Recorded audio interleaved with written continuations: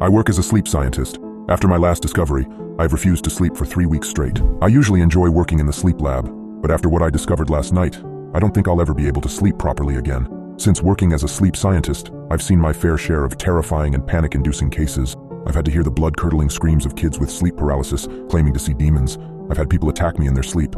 I've seen just about every type of terrifying sleep-related issue, but nothing could have prepared me for my last patient. He was a man in his mid-20s who had lapsed into a coma a few days before he was transferred to our facility. He was sent here so we could monitor him, since a coma is very similar to deep sleep, so it's great for sleep research. I was originally hesitant to take on this patient for observation.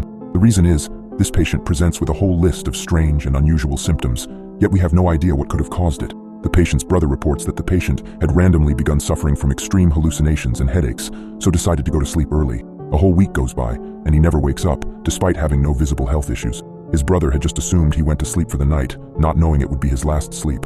I knew it was going to be a challenge finding out what caused this, so I hooked him up to our monitoring machines and began with our usual process. But I never could have guessed the horrifying discoveries I would soon make. When I began monitoring the patient, I noticed something extremely strange. His brain waves weren't typical of a normal coma patient, but all his other physical attributes are. His pupils are unresponsive to light, and he is unresponsive to all stimuli applied, including painful stimuli, except for reflex responses. But his brain waves seemed like he was still awake, still fully capable and conscious. The professor in charge of our lab had a theory that the patient may have been exposed to some airborne pathogen that infected his brain, which may explain the unusual brain activity. But something was telling me it was something a lot worse than that. Whatever the diagnosis, he was a medical mystery and could have held the key to some obscure disease, and by extension, a new discovery. We were looking at uncharted and undiscovered scientific territory here. So, this afternoon, one by one, my colleagues at the lab checked out for home. Soon there was just me left, staying overnight alone to monitor the patient. I have done this, as I say, many times before. It's the usual routine. I turned on my personal laptop and checked emails and so on. Can't use speakers or headphones on the chance that patients call out or make a noise during the night. Can't risk missing something like that. I was reading something online when I first heard footsteps coming from the corridor. I didn't think anything of it. Probably one of the patients had woken up and had to use the restroom or something. I was immersed in the article I was reading, when suddenly everything seemed to stand still as the realization hit me. There were no other patients in the sleep lab tonight. Just me and Coma Guy. My head turned to the monitor instantly, in the dubious hope that maybe the patient had woken up. Nope, still on the bed, unresponsive, like a log. The footsteps were in the corridor, and they seemed to be going towards the sleep room. I swiveled in my chair and scrambled to the door, in long, hurried steps, almost leaping to it. I opened it and peered out. There was no one in the corridor. Just to be safe, I checked the nearby rooms, including the vacant sleep rooms. All the doors leading to the sleep lab were locked. Only my staff security swipe card can open those. I was safe and sealed in. It had been my imagination. Sighing and assuming it was probably nothing, I returned to the monitoring room. Another quick check that the recordings were in order, and I settled into my laptop routine again. With the computer fans humming away, the steady beep of the patient's heart rate, and nothing interesting online, I was on the verge of sleep. Thank God I never fell asleep then. Otherwise, that could have been my last ever nap. The steady sound of the patient's heart rate is what had almost lulled me into a trance, and it's the heart rate that woke me up again, with start.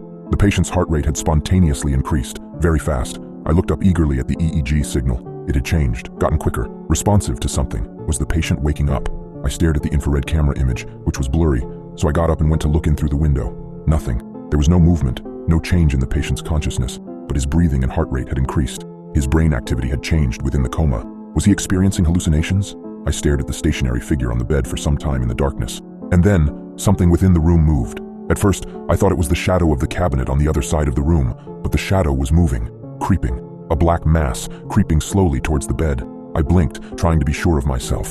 It was so dark that sometimes the mind creates shapes of darkness and shadows, illusions. No, it did seem to really be there. It was elongating now, as though something, this black thing, had been on all fours and was now standing up, to stand over the patient in his bed. An intruder. Someone here to attack the patient, or just someone mentally unstable who had somehow found a way in. Perhaps they had tailgated and slipped in behind a member of staff as they had entered through the security-protected doors. "Hey!" I shouted, banging on the window. "Hey, who's there? You're not supposed to be in there." The figure stood, unmoved. I went back to the door, through the corridor, and into the sleep room. I turned on the light. No one was there. There couldn't have been time to escape. If they'd exited the sleep room, they would have run into me in the corridor. How odd. Most likely a trick of the darkness. Just to be certain, though, I checked underneath the bed, and in the ensuite bathroom, and in the cabinet for good measure. Everything was in order. I looked at the patient in bed. I was now standing over the bed in the same way I'd imagined the shadow had done. The patient's breathing had returned to his normal pace. I went back to the monitoring room, and I looked at the screen displaying the camera view. I rewound the recording back a few minutes. There was nothing on there. No shadow. Everything was just like usual. Empty room, with the patient in the bed with nothing moving. Either my imagination was just playing with me, or I was experiencing some extreme hallucinations. In the back of my mind, I started panicking, but tried not to think about it, putting it down to just the darkness playing tricks on me. At this point, I could have never known how much worse things were about to get. I sat down at my laptop again, not really able to concentrate anymore on the article I had been reading. I decided I needed some light relief. I went to YouTube and started watching some videos with the speakers turned off, and I was finally able to relax and was engrossed. I don't know how long passed in this way, an hour or so, I think. My eyes went back to the recording screen to make sure all was well. There was no EEG signal. It was flatlining, no heart signal, no breathing signal. My heart jumped into my throat. The patient was dead, and I'd missed it. I should have done something. What had happened? Oh God, what a fool I was, getting wrapped up in videos. I looked at the camera feed and the patient was gone. The bed was empty. In the midst of the rush of adrenaline and fear, I ran into the sleep room and turned on the light. The bed was tousled, as though the participant had just walked off. But that was impossible. The door had been closed, and the outer door had a security lock. Only those with a swipe card could get out. I looked in the adjoining restroom. Nothing. Feeling stupid, I looked in the clothes cabinet. Nothing. I got on hands and knees, the carpet feeling rough under my palms, and looked under the bed. The patient was lying under the bed. "Hello?" I said. No response. His eyes were closed. How could he have possibly ended up moving? Without thinking about it, I shuffled sideways, halfway under the bed, and used one hand to slowly drag the man out. He was still unconscious. The wires were still attached to his head, but had been unplugged at the other end, from the recording machine. So they trailed, long, unattached wires like dreadlocks from his head. Heaving and panting, I somehow managed to get his dead weight back into bed. I then set about plugging everything back into where it should be, and then covered him with the blanket again. I went back into the monitoring room. The signal was back and recording. The signal indicated that he was indeed still comatose. How had he managed to get out of bed? Only one way to find out: the video, visual evidence. With that, we'd know exactly what happened. So I clicked rewind on the video feed. The past hour was just a blank, dead screen. I felt winded. I sat down on my chair heavily. There must be some rational explanation for this. I went to the door that opened into the corridor, and I closed it. It locks automatically, so only I can open it to get out with my card, just to be safe. I also thought it might be a good idea to check in with security services to help, just so there's someone else around. I picked up the office phone, and there was no dial tone. Never mind. I took my mobile from my pocket. No signal. Odd. I tried changing position, etc., but it was no use. I went on to my email to message a colleague to see if I could ask them to ring security for me. This email could not be sent. Please check your connection and try again. The internet connection was definitely still there. I loaded a YouTube video. It was playing fine. I got to my feet to check the EEG screen again. Brainwave activity was as before, comatose. But his chin muscle signal was active. It meant that his mouth was moving. The infrared camera image was too grainy to tell, so I glanced at the window into his room. Indeed, his mouth was wide open, his chest muscles straining. He was screaming, unrelentingly. But his brain signals, he was still in a coma. Before I could mentally process this, the patient sat upright in bed. Here's the thing.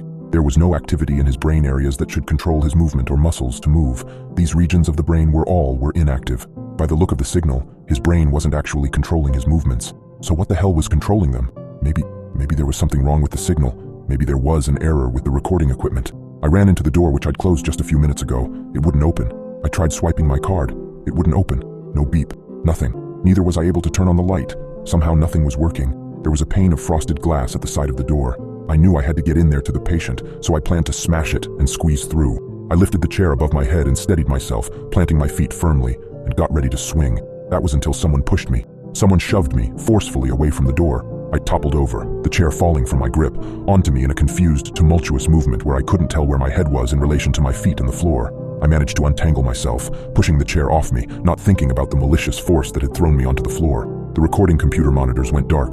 The EEG signals and the camera feed screens, both, just pop, and they were gone. I was plunged into greater darkness. I ran to the window to look in at the patient. He was sitting upright in bed, still screaming. He had been screaming relentlessly throughout all this. I stared at him and banged on the window, trying to get him to wake up. This wasn't a normal coma. Perhaps I could wake him up if I tried. I don't know what the hell this was. I was willing to throw all protocol out of the window now, and then someone closed the blind from the other room. I just stood there staring at it. I didn't see a hand pull the blind down, but just the jerking movement of the dark blind being pulled to the bottom of the window pane. Someone else might have shouted out, asked who was there. I don't know why, but I just didn't. Maybe because I knew it would be no use. I never thought I would type this, but I knew then that this wasn't a human I was dealing with. I just felt suddenly drained. I thought back to when his brother said he was hallucinating before he fell asleep and never woke up. I think I might be next.